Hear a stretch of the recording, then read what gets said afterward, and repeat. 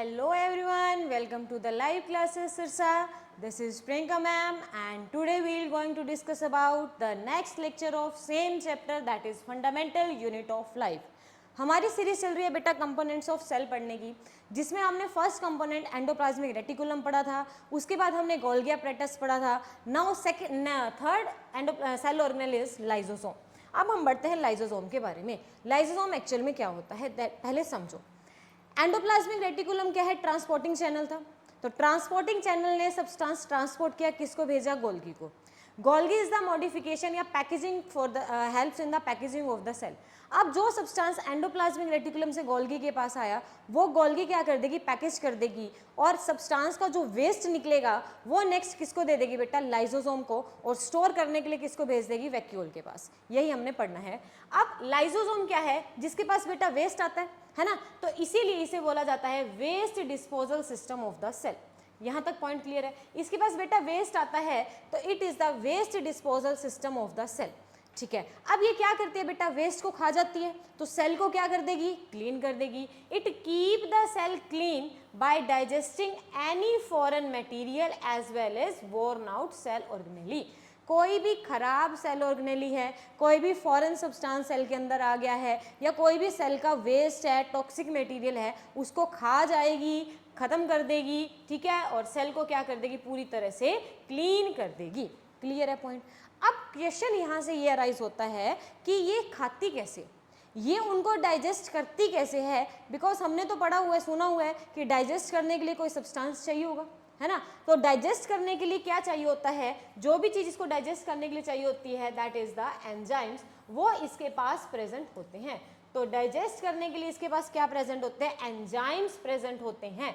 It contain powerful digestive enzymes capable of breaking down all organic material.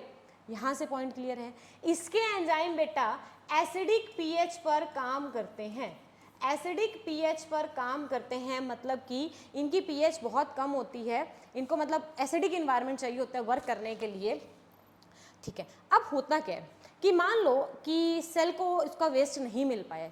क्यों? क्योंकि cell के अंदर कोई भी मेटाबॉलिक डिस्टर्बेंस आ गई है, तुम बीमार हो या कोई चीज़ बनी नहीं है सेल में, गड़बड़ी आ गई है बॉडी में, तो इसको खाने के लिए कुछ मिलेगा नहीं.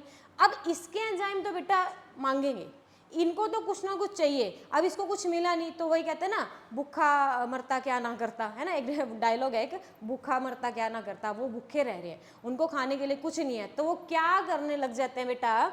खुद के ही सेल को, मतलब लाइसोसोम जहाँ जिस सेल में प्रेजेंट है उसी को खाना शुरू कर देते हैं.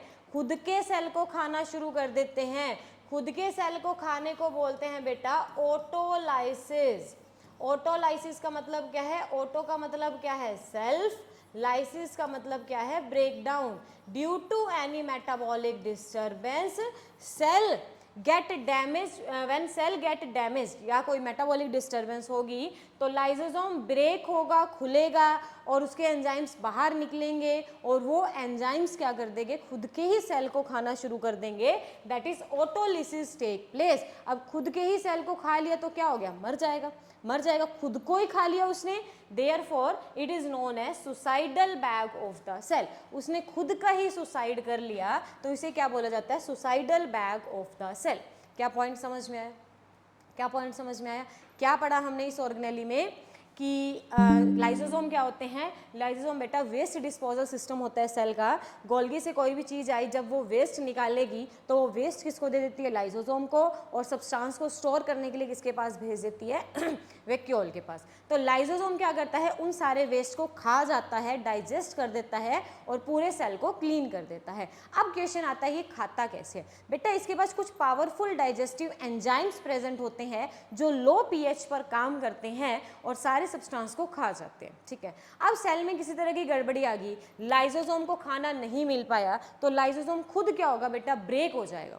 ब्रेक होने पर उसके जो एंजाइम्स है वो बाहर निकल जाएंगे और खुद के ही सेल को खा जाएंगे. खुद को ही खाना दैट इज ऑटोलिसिस. और जब हम खुद को ही मार लेते हैं मतलब हम सुसाइड कर लेते हैं, तो इसीलिए लाइसोसोम को बोला जाता है suicidal bag of the cell.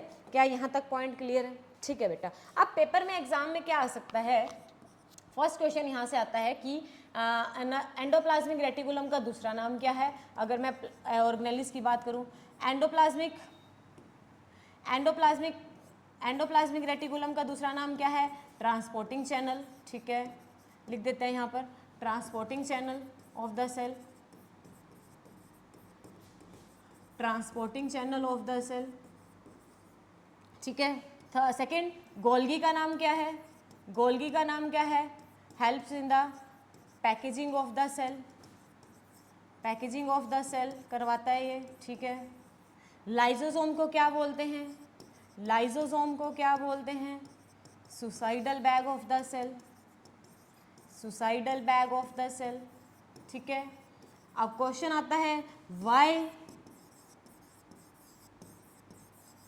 lysosome are known as is known as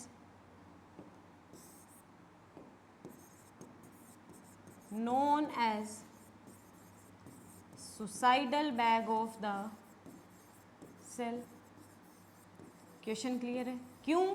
जब सेल में कोई डिस्टरबेंस हुई या डैमेज हुआ तो लाइसोसोम भी डैमेज हो जाएंगे, फट जाएंगे, बर्स्ट हो जाएंगे, खुल जाएंगे और सारे डाइजेस्टिव एंजाइम बाहर निकल जाएंगे। बाहर निकलते ही वो सेल को ही खाना शुरू कर देते हैं, that is autolysis starts and cell क्या हो जाएगा? पूरी तरह से डाई कर जाएगा, खुद के ही सेल ने खुद को ही खा लिया। इसीलिए इसको बोला जाता है suicidal bag of the cell. And this is all about our third cell organelle that is lysosome. Next organelle के लिए मेरे साथ इस सीरीज में जुड़ रहिए। तब तक के लिए bye, take care, have a nice day.